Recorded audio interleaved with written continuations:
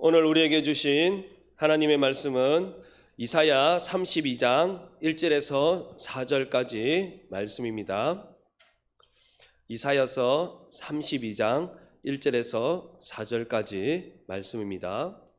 저와 여러분이 한 절씩 교독하여서 하나님의 말씀을 봉독하도록 하겠습니다.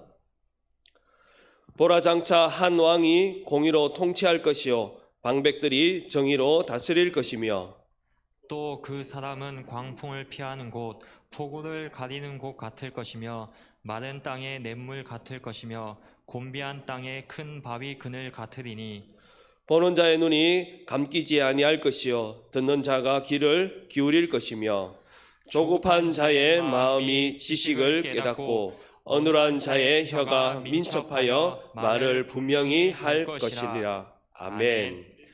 이 시간 왕의 오심이라는 제목으로 말씀 전하실 때 큰 은혜 받으시길 바랍니다.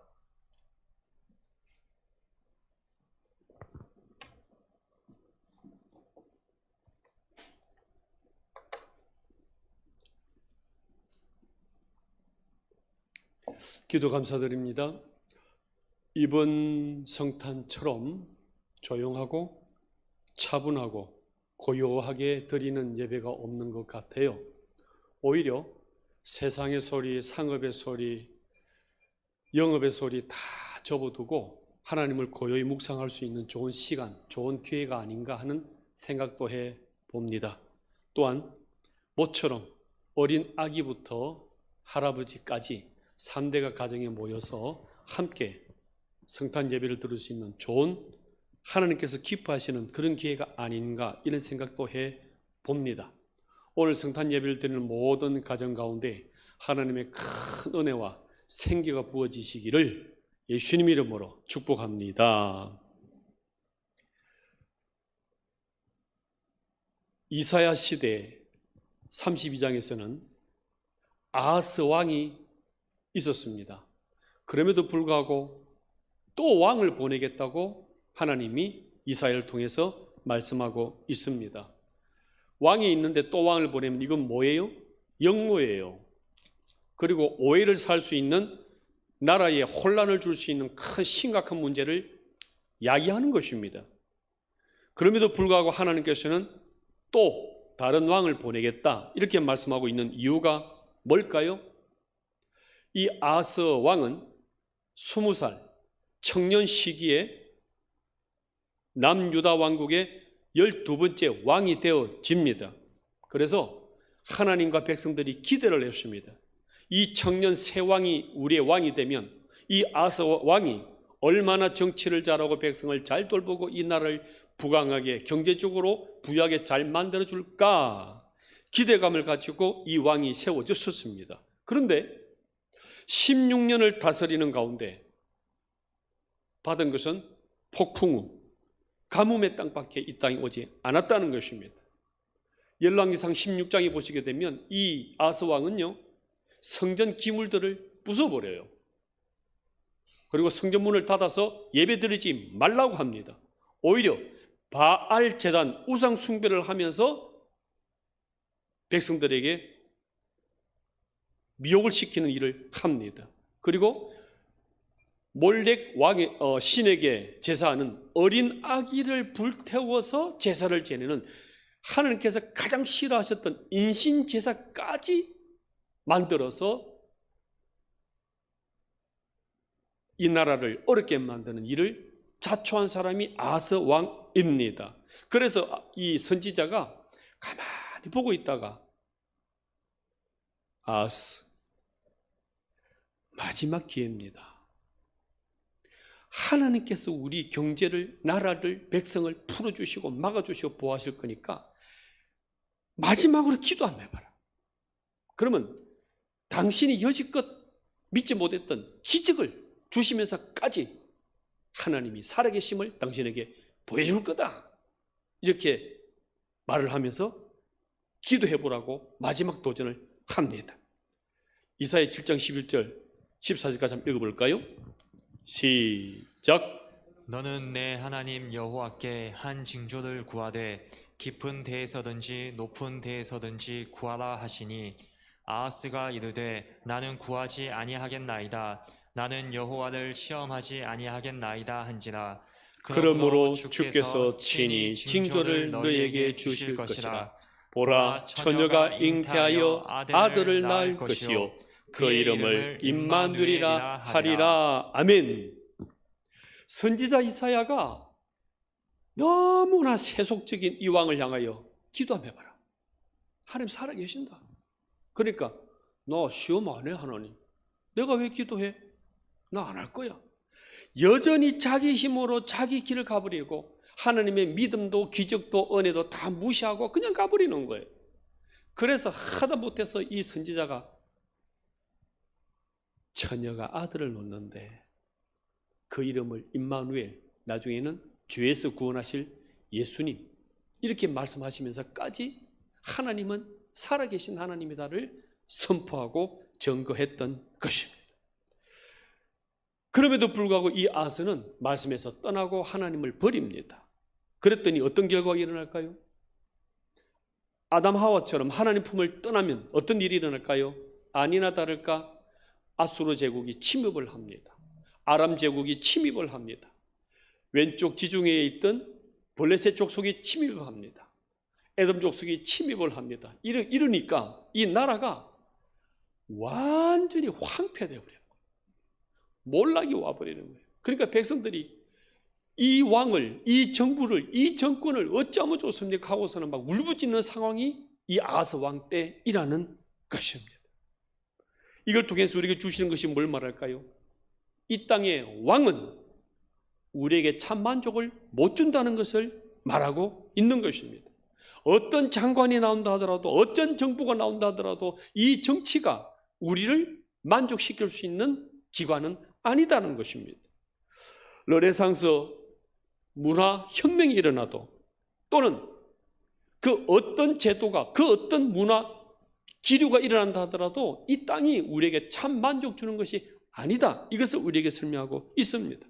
한번 생각해 보십시오. 많은 사람들은 프랑스 혁명이 일어나고 르네상스가 일어나고 하면 이 땅에 풍요와 만족을 줄 줄 알았습니다. 그런데 웬걸요?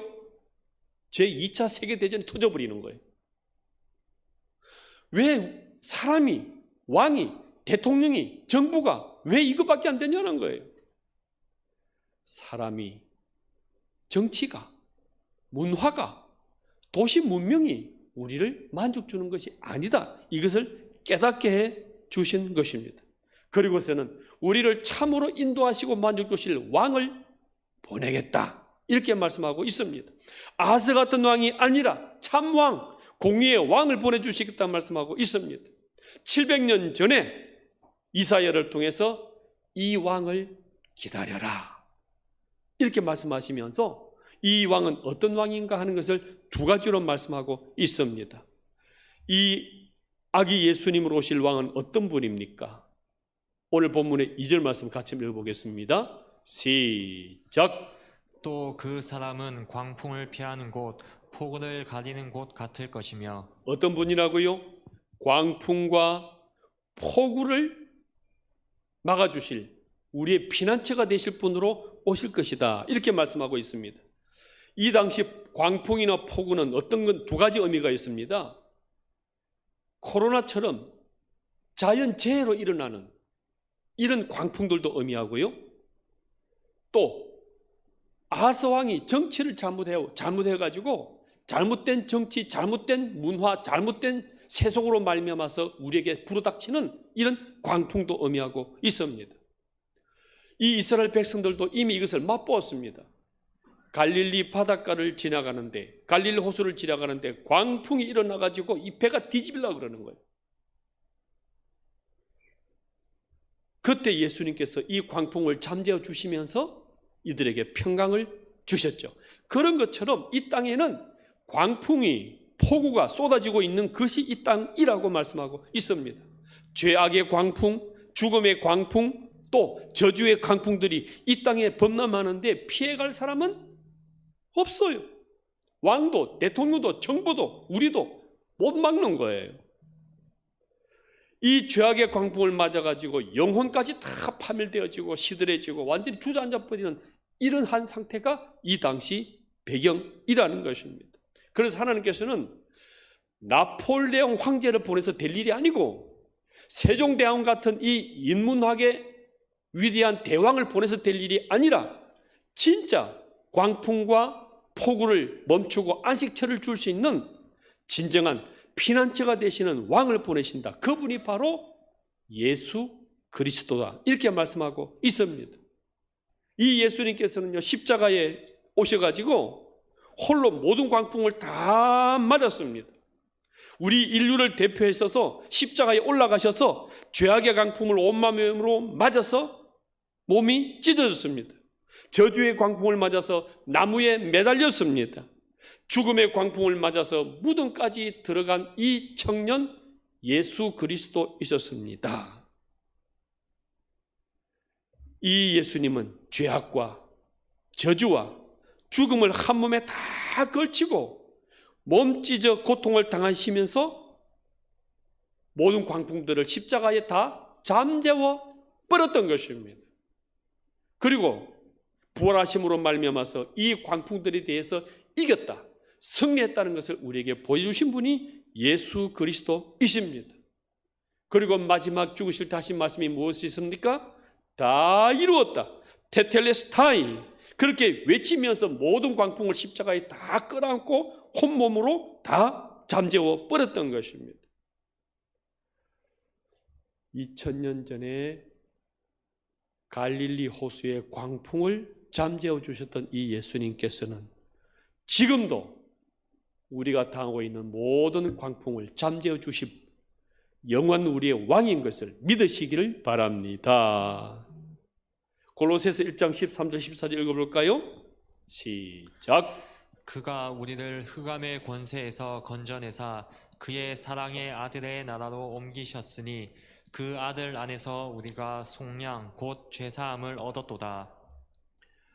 코로나 광풍이든 죄악의 광풍이든 경제의 재해의 광풍이든 예수님이 다 한 몸으로 그 광풍을 받으셔서 십자가에 처리하셔서 예수님만이 우리의 피난처 된다, 이렇게 말씀하고 있습니다. 여러분은 이 광풍의 피난처 되시는 예수님을 만나셨습니까? 이 십자가 예수님만이 환난 날에 피할 우리의 피난처이심을 믿으시기를 바랍니다. 두 번째는요, 메마른 땅에 샘물로 오신다 말씀하고 있습니다. 2절 중반에 같이 한번 읽어볼까요? 시작. 많은 땅에 냇물 같을 것이며 곤비한 땅에 큰 바위 그늘 같으리니. 이 땅에는 마름, 갈증, 건조함이 있다는 거예요. 잘 살고 싶은데 도시 문명을 이루면서 첨단 산업을 이루어가면서 황금 만능주의로 살고 싶은데 그 영혼은 자꾸 파리해져 가요. 뭔가 돈도 많아지는데 이상하게 외로워요. 메마름이 있다는 것입니다. 뭔가 북적북적 하는데 고독해요. 모든 심령들이, 그 마음들이 메마른 땅과 같이 갈라지고 틈이 생기고 무너지는 그때가 지금이다, 이렇게 말씀하고 있습니다. 그래서 점점 사람들은 동정도 사라지고요, 사랑도 사라지고요, 인심도 사라지고요, 점점점 메말라가는 그때가 올 것이다, 이렇게 말씀하고 있습니다. 디모데후서 3장 1절 2절 말씀 보실까요? 너희는 이것을 알라. 말세에 뭐하는 때라 그렇습니까? 고통하는 때. 사람들이 자기를 사랑하고요, 돈을 사랑하고요, 자랑하고요, 교만하고 비방하며 부모를 거역하며 감사하지 아니하며 거룩하지 아니하며 4절 5절 말씀에 배신하며 조급하며 자만하며 쾌락 사랑하기를 하나님 사랑한 것보다 더하며 경건의 모양은 있으나 경건의 능력은 부인하니 이 같은 자들이 내게서 너가 돌아서라, 이렇게 말씀하고 있습니다. 이 모든 초점은 자기 사랑이에요. 나를 사랑하기 때문에 귀찮은 거예요. 나를 사랑하기 때문에 섬기는 게 싫은 거예요. 나를 사랑하기 때문에 돕고 협력하는 것이 성가신 거예요. 그래서 메말라가요. 그래서 자꾸 가뭄이 오고 곤비한 땅이 되고 있다. 이렇게 말씀하고 있습니다. 경제가 마르고 건강이 마르고 곤배지는 땅으로 들어갑니다. 그래서 그 갈증을 채워보려고 물을 마시는데 그 물은 바닷물이 되는 거예요. 채웠는데 또 갈증이 나요.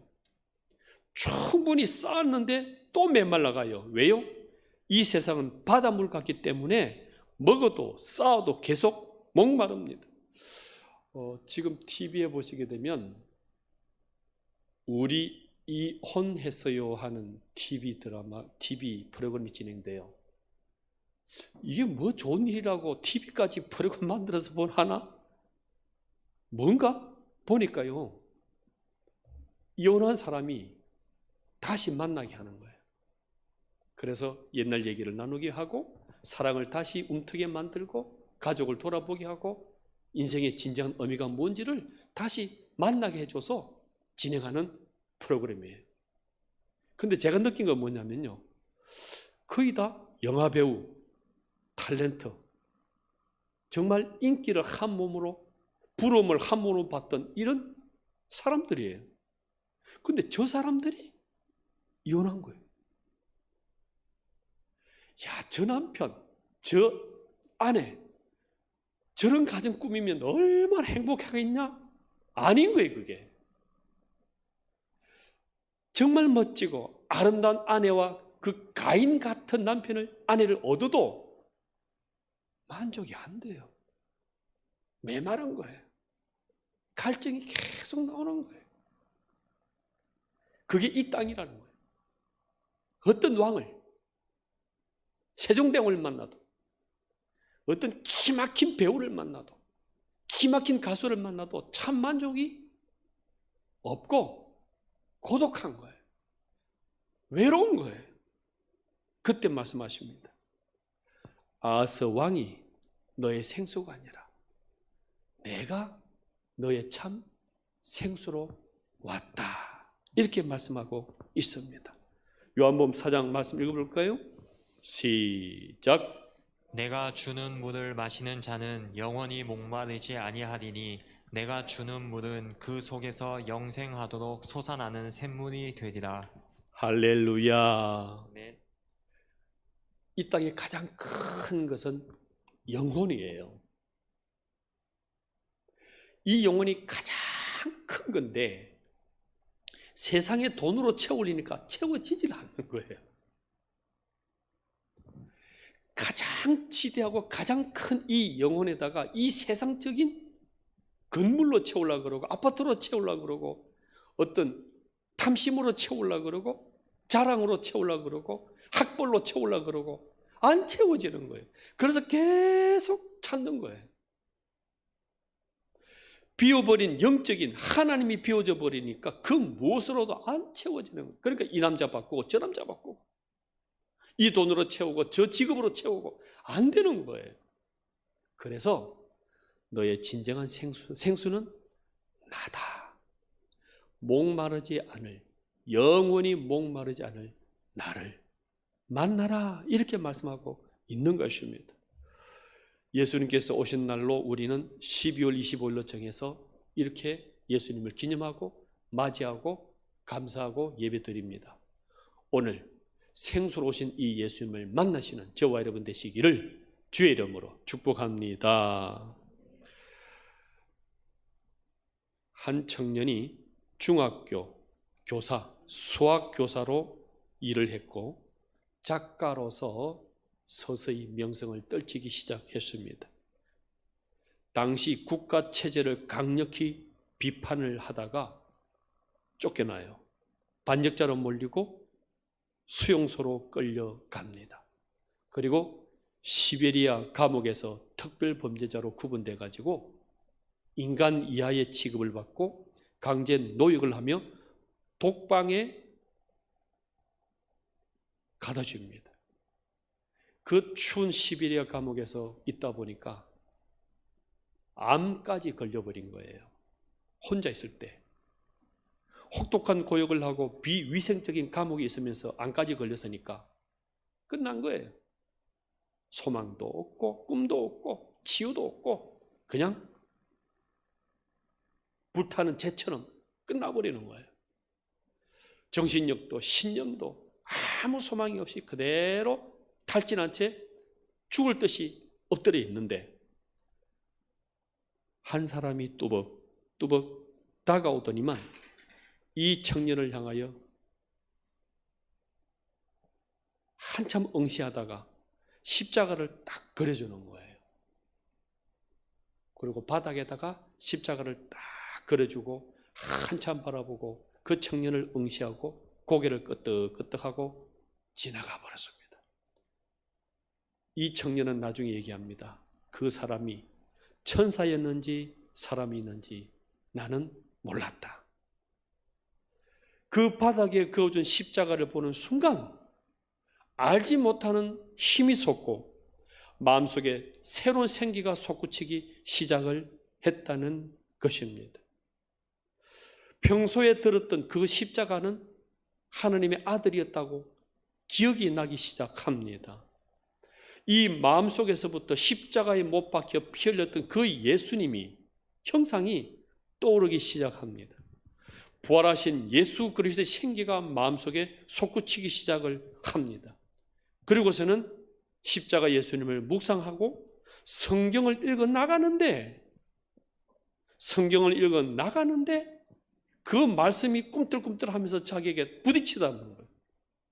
그리고서는 암이 고쳐지고 치유되는 경험을 하게 되어집니다.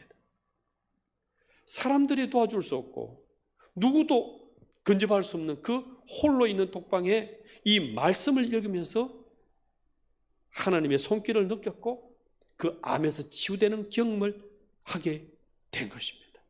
이 사람이 바로 솔제니친입니다.